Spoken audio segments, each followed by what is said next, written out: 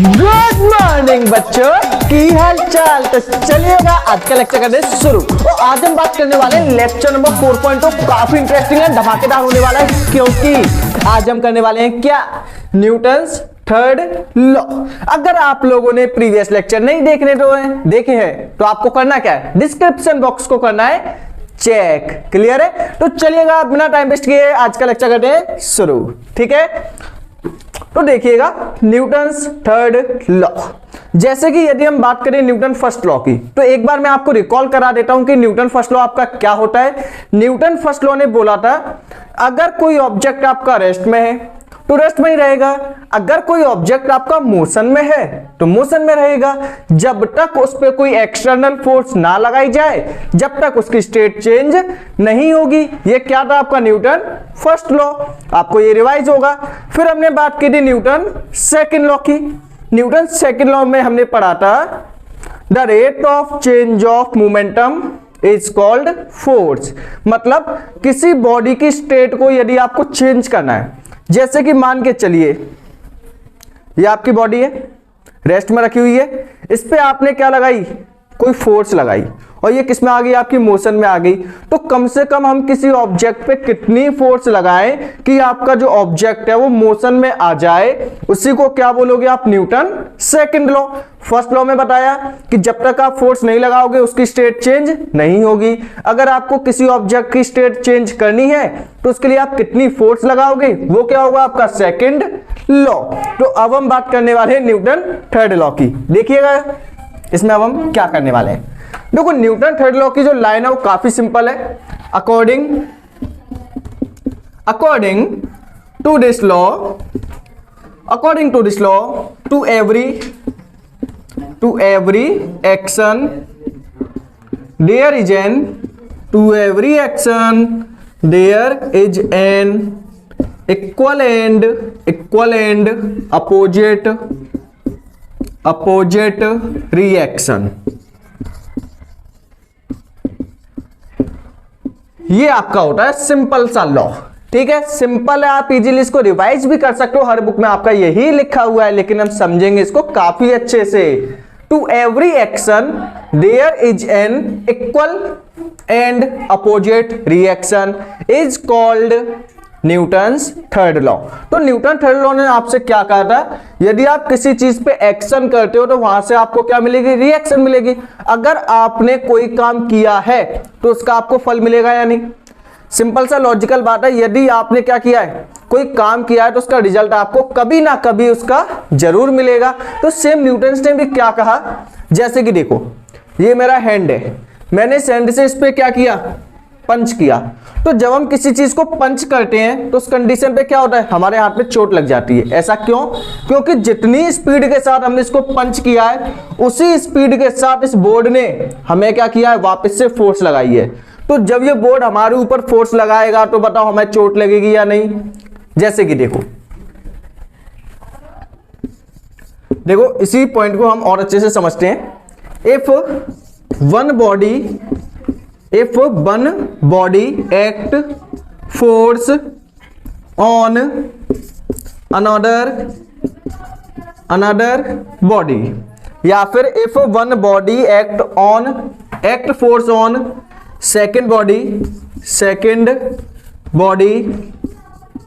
Then second body will also act force on first body। अगर देखिए एक किसी बॉडी ने किसी दूसरी बॉडी पे फोर्स लगाई है तो दूसरी बॉडी भी क्या करेगी, उसके बदले में फर्स्ट बॉडी पे फोर्स लगाएगी। जैसे कि देखिए आपने ग्रेविटेशनल फोर्स पढ़ी होगी, ठीक है, अभी नहीं पढ़ी है तो आगे चल के आप पढ़ोगे। ग्रेविटेशनल फोर्स क्या होती है, जैसे कि आपकी दो मास बॉडी है, एक बॉडी ए है, एक बॉडी आपके पास क्या है, बी है। ठीक है, अब देखो हुआ क्या, ए वाले ने फोर्स लगाई किस पे, बी पर। ए वाले ने फोर्स लगाई है किस पे, बी पे। तो ए वाले ने फोर्स लगाई है किस पे, बी पे। तो बी वाला भी फोर्स लगाएगा किस पे, ए पर। पता लगाएगा कि नहीं। ठीक है। तो न्यूटन थर्ड लॉ ने क्या बोला था, अगर कोई बॉडी इस पे फोर्स लगाएगी तो ये भी क्या करेगा, इस पे कोई ना कोई फोर्स लगाएगा, हमेशा यही होगा। जैसे कि सिंपल देखो, ये मार्कर है, मार्कर को मैंने फेंका, ठीक है, मैंने इस पे फोर्स लगाई, ये डर गया, ये वापस लौट के आ गया। अब ये वापस क्यों आया, क्योंकि मैंने इधर से फोर्स लगाई। तो इस दीवार ने जो जहां पे बोर्ड है, व्हाइट बोर्ड है, उसने भी क्या लगाई होगी, इधर से फोर्स लगाई होगी ताकि ये वापस आ जाए। तो हमेशा क्या होता है, जब भी हम किसी ऑब्जेक्ट पे फोर्स लगाते हैं तो वो ऑब्जेक्ट भी वापस से हमें क्या करता है, रिटर्न गिफ्ट देके फोर्स लगा देता है। और वो फोर्स कैसी लगाएगा, इक्वल। जितनी फोर्स हम लगाएंगे उतनी ही फोर्स ये बोर्ड भी क्या करेगा, वापस हमारे ऊपर लगाएगा। देखो सिंपल सा आपने एक एग्जांपल किया होगा, हम इसको एग्जांपल की हेल्प से समझेंगे, ठीक है। न्यूटन थर्ड लॉ में क्या बोला था कि यदि हम कोई एक्शन करते हैं तो उसका रिएक्शन भी होगा। अगर हमने कोई काम किया है तो उसके बदले में हमें कोई ना कोई चीज मिलेगी। अगर हमने किसी ऑब्जेक्ट पे फोर्स लगाई है तो वो ऑब्जेक्ट भी हमारे ऊपर कोई ना कोई फोर्स लगाएगा। अगर हमने किसी ऑब्जेक्ट पे फोर्स लगाई है तो वो ऑब्जेक्ट भी हमारे ऊपर कोई ना कोई फोर्स जरूर लगाएगा। यही कहा था किसने, न्यूटन थर्ड लॉ में। देखो आपके पास एक बॉल है, क्रिकेट की बॉल है, उस क्रिकेट की बॉल को आपने क्या किया, एक दीवार पर फेंका, ठीक है, आपने फेंका, वो बॉल वापस से आपके हाथ में आ गई, कैच ले लिया। ऐसा क्यों हुआ, आपने उस पर फोर्स लगाई, वो चली गई। अब वो वापस क्यों लौट के आ गई, क्या उधर से किसी ने फोर्स लगाया, हाँ, वहां पे कौन थी आपकी, एक दीवार, ठीक है, वहां पे क्या थी, एक वॉल। उस वॉल ने क्या लगाई, उसके ऊपर एक फोर्स लगाई, जिसकी वजह से जो आपकी बॉल है वो वापस लौट के आ गई। जैसे कि देखिएगा, यहां पे आपका एक बच्चा है, ठीक है, एक छोटा सा मुन्ना सा बच्चा है, यहां पे क्या है, आपकी एक दीवार है, कड़क डेक, ये बनी हुई आपकी एक वॉल अच्छी है, ठीक है। तो ये क्या आपकी बॉल। अब यहां पे इस बच्चे के हाथ में क्या है, एक बॉल है, ठीक है। होगा क्या, ये इस बच्चे ने इस बॉल पे क्या लगाई, एक फोर्स लगाई, क्या लगाई, एक फोर्स लगाई। तो बॉल आपकी कहां चली गई, बॉल आपकी चली गई इस दीवार पे, ठीक है। आपने देखा होगा कि जब आप किसी बॉल को इस वॉल पे फेंकोगे तो ये वॉल से जो बॉल है वो क्या होगी, आपकी वापस आ जाएगी। ऐसा क्यों, क्योंकि आपने फोर्स लगाई बॉल पे, बॉल ने फोर्स लगाई इस दीवार पर। अब ये दीवार भी क्या करेगी, इसके बदले में एक फोर्स लगाएगी इस बॉल पर, ठीक है। जो आपकी ये वॉल है ये भी क्या करेगी, आपकी एक रिएक्शन फोर्स लगाएगी। ये क्या लगाएगी, एक इसके ऊपर रिएक्शन फोर्स, जिसकी वजह से वॉल है वो वापस कहां आ जाएगी, आपके हाथों में, ठीक है। तो यहां पे जो बॉल है, इस बॉल ने कौन सी फोर्स लगाई है, एक्शन। जो आपकी बॉल है BALL, समझना, इस बॉल ने क्या किया, एक्शन किया। इसके बदले में जो ये वाली बॉल है, दीवार है, उसने क्या किया, रिएक्शन किया, जिसकी वजह से जो आपकी बॉल है वो कहां आ गई, वापस आ गई। क्लियर है, ठीक है। तो इस बॉल को इसने फेंका तो इसने क्या किया, एक्शन किया। ये बॉल आपकी जो बॉल है ये आपकी क्या होगी, वापस आ गई। क्यों, क्योंकि यहाँ पे जो दीवार है इसने भी क्या लगाई होगी, इस पे एक फोर्स लगाई होगी, जिसकी वजह से कहा गई, आपकी वापस आ गई, ठीक है। अब देखो हम काफी सारे एग्जांपल देंगे इस चीज के, इसको समझने के लिए। जैसे कि देखिएगा,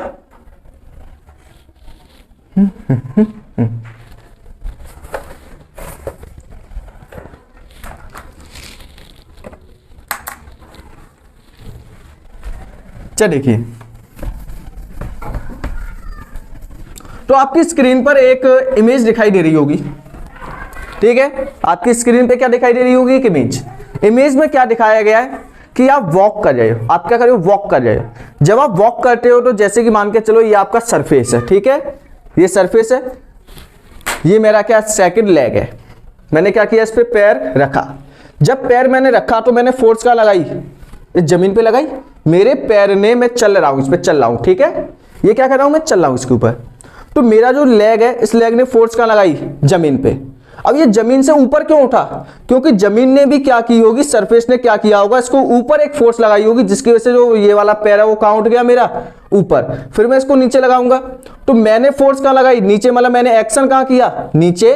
लेकिन जो आपका सरफेस है वो वापस से क्या करेगा, इसके ऊपर एक और दोबारा से फोर्स लगाएगा, जिसकी वजह से जो मेरा पैर है वो उठ जाएगा हवा में, ठीक है। जैसे कि देखिएगा, ठीक है, अभी मैं आपको उसे इमेज की फॉर्म में समझाऊंगा। वैसे साइड में आपको दिखाई दे रही होगी इमेज। जैसे कि आपका ये एक पैर है, ठीक है, समझ लो ये क्या आपका एक लेग है, समझ लो, बस समझदार बच्चों आप। ठीक है, तो ये क्या आपका लेग है, ये आपका पैर है। ठीक है, इस पैर ने फोर्स लगाई नीचे, जैसे कि हम पैर रखते हैं तो ऐसे रखा, जब इसने रखा तो यहाँ पे कौन सी फोर्स लगी आपकी, एक्शन फोर्स। ठीक है, यहाँ पे कौन सी फोर्स लगी, एक्शन।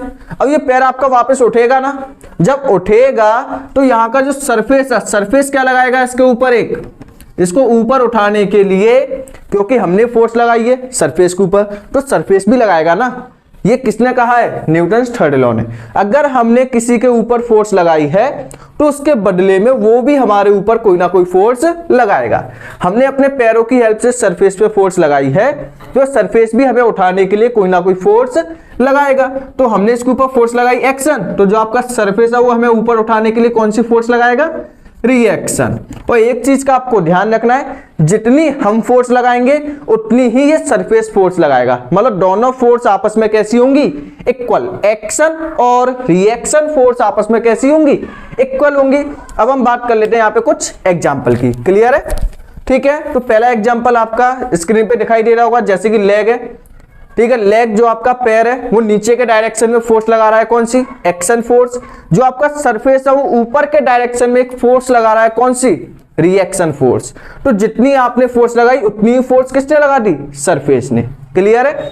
सेकंड आपका एग्जांपल दिखाई दे रहा होगा, जैसे कि आपकी एक बिल्ली है। ठीक है, बिल्ली जल्दी जल्दी भाग के आई, बिल्ली यहां से भाग के आई, जैसे कि बिल्ली आपकी भाग के आ रही है, भाग के आई और जैसे वो इससे टकराएगी, यहाँ पे क्या आपकी कोई दीवार वगैरह है, टकराई और टकराने के बाद जो आपकी बिल्ली है वो कहाँ जाती है, पीछे। जैसे कि मान के चलिए आपकी कोई गाड़ी है वगैरह है, ठीक है, कोई कार है आपकी, कार आपकी चली से टकरा गई, तो टकराने के बाद कहाँ जाती है, पीछे आ जाती है। ऐसी आपकी बिल्ली वगैरह है, वो टकरा गई, इससे कहाँ गई, पीछे आ गई। अब ये पीछे क्यों आ गई, क्योंकि जब हम चल रहे थे, या फिर आपकी कैट वगैरह है, जो आपकी कैट है, कैट ने आपने जो कैट है उसने एक्शन फोर्स कहाँ लगाई, ध्यान देना, फोकस पूरा। कैट ने जो आपकी एक्शन फोर्स है वो कहां लगाई है, दीवार पर। अब ये दीवार जो आपकी वॉल है वो भी क्या करेगी, कोई ना कोई फोर्स लगाएगी।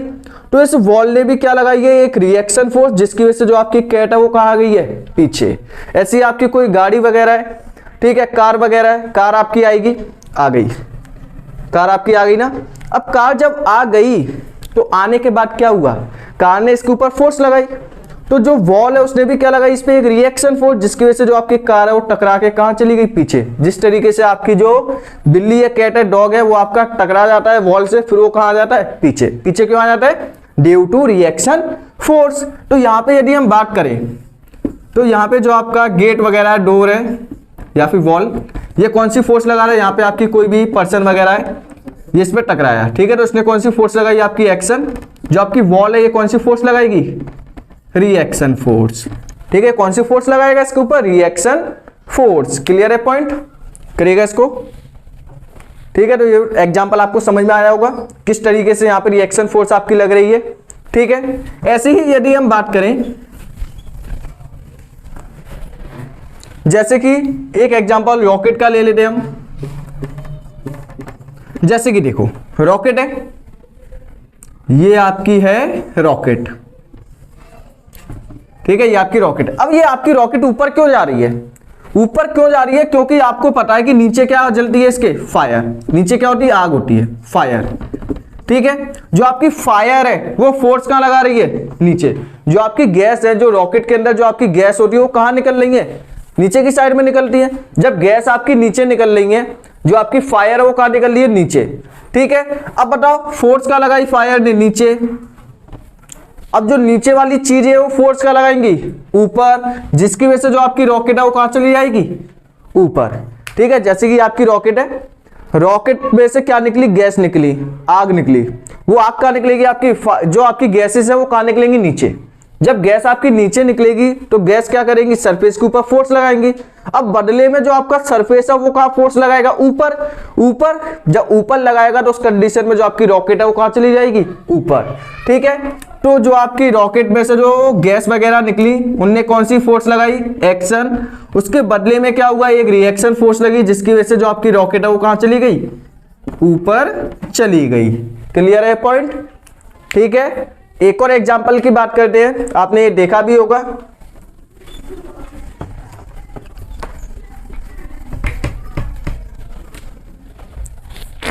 ठीक है, आपको अच्छे से समझना है कि यहाँ पे एक्शन और रिएक्शन कैसे काम करती है, मतलब दोनों फोर्स आपकी क्यों लग रही है।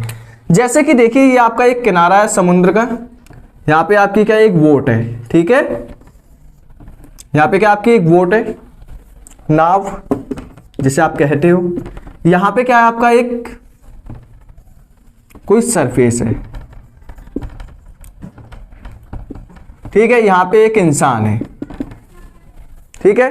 इंसान जो भी आपका पर्सन है, पर्सन ने जंप लगाई और जंप लगा के कहां चला गया, आगे।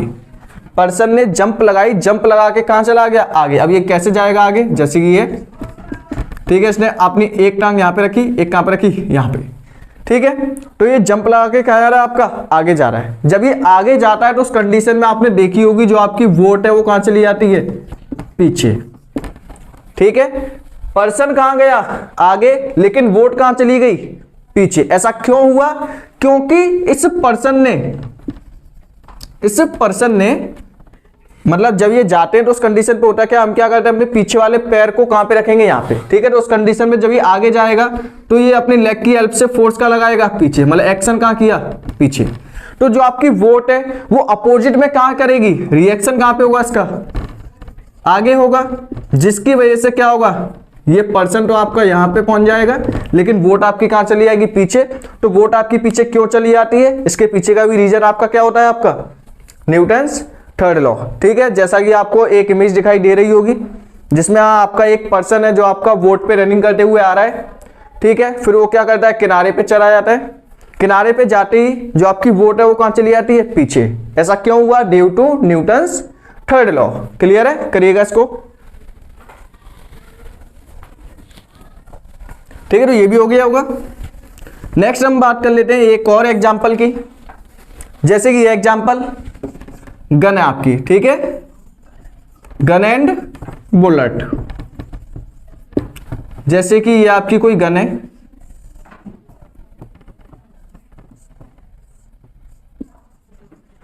ठीक है, ये क्या है आपकी कोई बुलेट। अब देखो होता क्या है, जब भी आप इस गन को रिकॉइल करोगे, रिकॉइल का मतलब क्या होता है, चलाना। जैसे ही आपने इस बंदूक को चलाया तो बंदूक को चलाने पे क्या होता है, जो आपकी बुलेट है वो कहां निकल जाती है, आगे। बुलेट कहां निकल जाती है, आगे। लेकिन आपने देखा होगा कि जो आपकी बंदूक है या फिर गन है वो कहां जाती है, पीछे। गन कहां हो जाती है, पीछे। अब ऐसा क्यों हुआ, बुलेट ने फोर्स लगाई आगे तो एक्शन आगे हुआ, ठीक है। मतलब गन ने क्या किया, इस बुलेट को आगे भेजने के लिए फोर्स लगाई। तो जो आपकी बुलेट है ये भी क्या करेगी, अपोजिट डायरेक्शन में एक फोर्स लगाएगी। तो ये बुलेट क्या करती है, पीछे के डायरेक्शन में एक फोर्स लगाती है, जिसकी वजह से जो आपकी गन है वो कहां हो जाती है, पीछे। तो ये भी आपका एक एग्जांपल है किसका, न्यूटन्स थर्ड लॉ का, ठीक है। तो इसकी भी एक आपको GIF या फिर एक इमेज आपको दिखाई दे रही होगी जिसमें आप देख सकते हो कि जैसे उस पर्सन ने बुलेट या फिर गन को चलाया तो किस टाइप से पीछे चला गया, ठीक है। ऐसा क्यों हुआ, due to Newton's third law. करिएगा इसको, ठीक है।